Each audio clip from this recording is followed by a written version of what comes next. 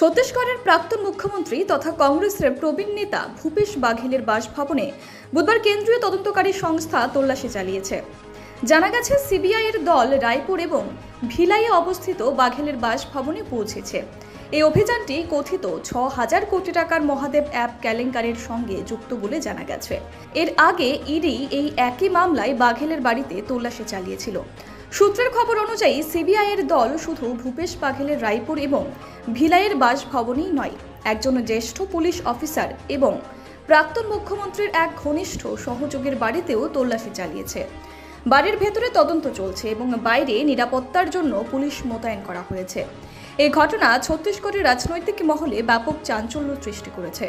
সিবিআইয়ের এই অভিযানের প্রতিক্রিয়ায় Bhupesh Baghel social media platform এক্সে একটি পোস্ট করেছেন।